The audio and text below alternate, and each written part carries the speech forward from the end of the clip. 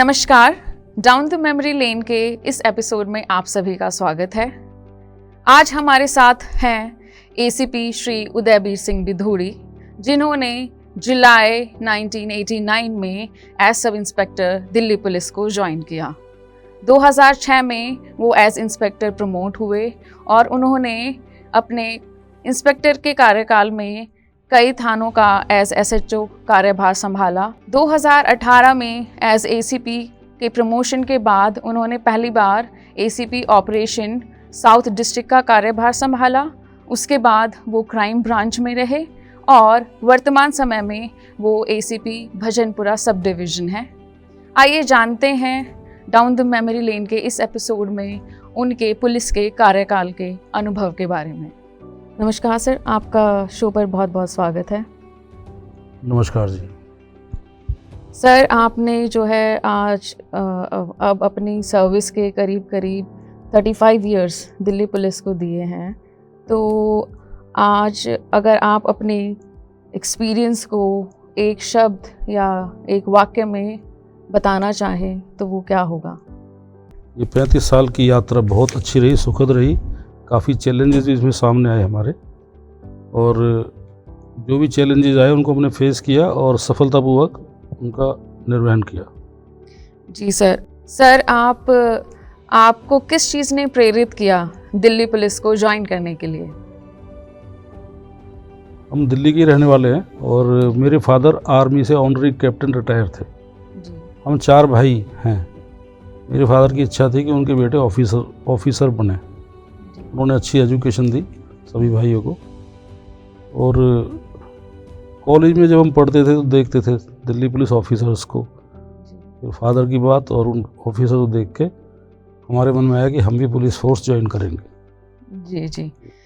Sir, जब आपने Delhi police join की थी और अब जब आप रिटायरिंग नाउ, पुलिस व्यवस्था को आपने कितना और कैसे बदलते देखा है? 1989 में जब हमने पुलिस फोर्स ज्वाइन की और अभी हम रिटायर हो रहे हैं, बहुत चेंजेस आए हैं। जब हम ट्रेनिंग के बाद में पुलिस स्टेशन में ज्वाइन किया डी कोर्स में, हमने देखा सारा काम पुलिस का वर्क हाथ से होता था। रोज नामचा, एफआईआर सब हाथ से दर्ज की जाती थी। कंप्यूटर तो थे ही नहीं उस टाइम पर। सारे रजिस्टर पीपीआर के मैनुअली एंट्री की जाती थी। रिकॉर्ड में, मालखाना में, सब जगह हाथ से एंट्री की जाती थी। लेकिन आहिस्ता आहिस्ता समय बदला, कंप्यूटर्स पुलिस स्टेशन में लाए गए। उसके बाद एफआईआर सीपा पर दर्ज की जाने लगी। सीपा जो ऐप था उस पर। फिर सीसीटीएनएस आया और अभी सीसीटीएनएस में बहुत सुधार हो रहे हैं आहिस्ता आहिस्ता, और जो भी काम है वो सारा टेक्नोलॉजी के उससे हो रहा है। जी सर, आपने बहुत लंबा समय थानों में इन्वेस्टिगेशन को दिया। जब आप एज सब इंस्पेक्टर ज्वाइन किया था तभी भी, और आपने कई थानों का कार्यभार संभाला, तो कोई इस दिलचस्प मामला या घटना जो आपने इतने वर्षों के दौरान देखी हो, जो आप हमारे साथ शेयर करना चाहें? 1997 में I was posted in police station Mehrauli as sub inspector. वहाँ एक मेहरौली पुलिस स्टेशन के अंतर्गत एक गांव पड़ता है, डेरा गांव। वहाँ बैंक है पंजाब नेशनल बैंक। उसमें दिन दहाड़े बैंक डकैती हुई, और ये बैंक डकैती तब हमें पता चला कि दिल्ली में करीब 10-12 साल बाद बैंक डकैती हुई थी। I was IO of that case. मुझे इन्वेस्टिगेशन दी गई। एसएचओ साहब ने कहा कि उदयवीर साहब, हम इस केस को वर्कआउट करेंगे। मैंने कहा सर, हम पूरी कोशिश करेंगे और मैं आपको भरोसा देता हूँ कि हम इस केस को वर्कआउट करेंगे। उस केस में हमने बड़ी मेहनत की। करीब 1.5 महीने की मेहनत के बाद में उसमें इन्वेस्टिगेशन में कई लाइन ऑफ इन्वेस्टिगेशन आई। बिल्कुल ब्लाइंड केस था, तो हम उसमें इन्वेस्टिगेशन करते रहे। जो भी लाइन आई इन्वेस्टिगेशन की उस पर काम किया। फिर वो ख़त्म हो गई तो दूसरी लाइन पे काम किया। ऐसे करते करते 6-7 लाइन ऑफ इन्वेस्टिगेशन हमने उसमें चूज़ की, और 1.5 महीने के बाद हमें उसमें सफलता मिली। हमने वो सारे एक्यूज उसमें पकड़े। उस टाइम के हमारे डीसीपी साउथ अमूल्य पटनायक साहब ने आकर भी उनको इंटरोगेट किया था एक्यूज को, और उन्होंने सारी बातें सुनी, लाइन ऑफ इन्वेस्टिगेशन देखी। और उस टाइम साहब का कहना था कि मैंने इतनी अच्छी इन्वेस्टिगेशन जब से ज्वाइन किया नहीं देखी। इतने सालों से आप पुलिसिंग में रहे हैं, हर ऑफिसर की लाइफ में कभी पर्सनल फ्रंट पे या प्रोफेशनल फ्रंट पे कुछ ना कुछ चैलेंजेस आते जाते रहते हैं। आपके लिए सबसे ज़्यादा चैलेंजिंग मोमेंट क्या था आपकी सर्विस का? 2006 में हम प्रमोट हुए, मेरी पोस्टिंग सीलमपुर में एज इंस्पेक्टर इन्वेस्टिगेशन हो गई। उस टाइम पे दिल्ली में सीलिंग का दौर चला और उस सीलिंग के टाइम पर जो पार्टीज़ थी, अपोजिशन की पार्टी जो भी थी, उन्होंने भारत बांध का आह्वान किया और उस भारत बांध के आह्वान पर वहाँ 66 फुटा रोड है एक नॉर्थ ईस्ट दिल्ली में, तो उस पर चारों तरफ से लोग आ गए और रोड जाम कर दिए और पुलिस ने जब उनको रोका तो उन्होंने पथराव किया और इतना भयंकर पथराव था कि उसमें कम से कम 50 पुलिस वालों को चोटें लगी, इंजरीज हुई और इवन लोगों ने फायरिंग भी शुरू कर दी। वहाँ पे जो लोग थे, जो भी थे, फायरिंग शुरू कर दी। हालांकि गोली से किसी पुलिस वाले को चोट नहीं लगी, लेकिन जवाब में फिर पुलिस ने भी गोलियां चलाई अफसरों के आदेश से और उसमें कई लोग इंजर्ड हुए। सुबह से लेकर शाम तक जाकर वो चलता रहा, तब जाकर कंट्रोल में आया। लेकिन उसके बाद जो अगला 20 दिन या 1 महीना, ये मानो कि पूरा कर्फ्यू उसमें रहा एरिया में और पिकेट सुबह से लेकर राउंड द क्लॉक पिकेट्स चलती थी और लोगों में रोष था, सारी बातें थी। काफ़ी कुछ फेस किया लेकिन लास्ट में सब ठीक हो गया। कोई भी पुलिस ऑफिसर होता है, उसके लिए ड्यूटी उसकी जो है फोरमोस्ट कंसर्न होती है। ऐसे में कहीं ना कहीं पर्सनल लाइफ या हेल्थ के फ्रंट पे हम बैकफुट पे हो जाते हैं। तो how do you maintain that balance in your personal and professional life? ये बात सही है कि राउंड द क्लॉक जो पुलिस की ड्यूटी है, अब थोड़ा सुधार हो रहा है, लेकिन उस टाइम पर 24 घंटे काम करना पड़ता था। छुट्टियां 15 थी, वो भी बड़ी मुश्किल से मिल पाती थी और बहुत सारी समस्याएं फेस करते थे। लेकिन उस टाइम पे हमारी जो फैमिली थी, वाइफ, उन्होंने इस बात का ध्यान रखा, हम ड्यूटी पर हैं। कई बार ऐसा होता था कि हम कई दिन तक घर नहीं आ पाते थे, वो बच्चों की देखभाल करती रही।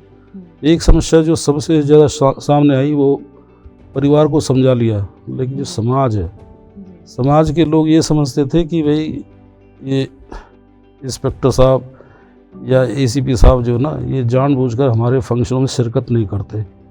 फिर बाद में उनको समझाना पड़ता था और वो समझाना जो बिल्कुल हमारा जो एक तरह से उनको सॉरी कहना पड़ता था और काफ़ी कुछ समस्या है, लेकिन अंत में सब ठीक रहा। जी सर, आपके पोस्ट रिटायरमेंट क्या प्लान्स हैं?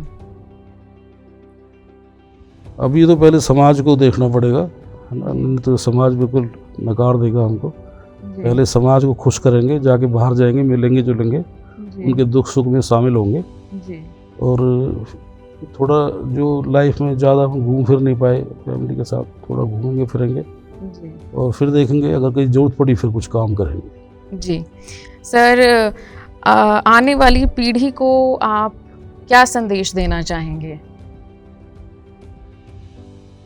आने वाली पीढ़ी के लिए मेरा ये कहना है कि जो भी आदमी है, मैक्सिमम लोग अपनी मर्जी से पुलिस की फोर्स में भर्ती होते हैं, शामिल होते हैं। बहुत कम लोग होते हैं जो जिनके ऊपर फैमिली का दबाव रहता है कि तुम पुलिस ज्वाइन करो, अदरवाइज ज़्यादातर लोग अपनी मर्जी से आते हैं। अगर मर्जी से आए तो इस बात को समझे, अपने काम को मेहनत से करें। और आजकल जो टाइम है, अगर टेक्नोलॉजी का ज़माना है, तो पहले टाइम में अब में बड़ा चेंज आ गया। तो सभी को मेरा वो रहेगा,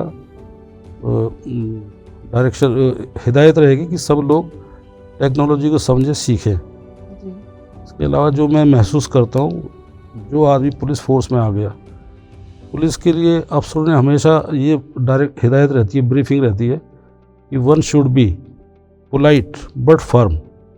इसका मतलब ये है कि पब्लिक के साथ, खासकर कंप्लेनेंट, महिला, औरतें, बच्चे जो है, उनके साथ हमें बड़ा पोलाइटली डील करना है।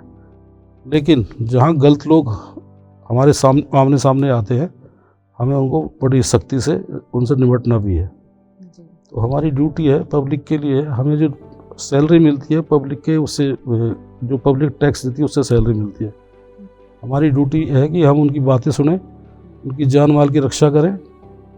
पब्लिक की एक शिकायत रहती है, हालांकि पब्लिक भी अब बहुत ज़्यादा, उनको एक्सपेक्टेशन बढ़ गई है पब्लिक की शिकायत रहती है कि पुलिस अफसर सुनते नहीं हमारी, कोई केस का इन्वेस्टिगेशन है, फ़ोन करते तो आईओ फ़ोन नहीं उठाता। इस बारे में ध्यान देना चाहिए।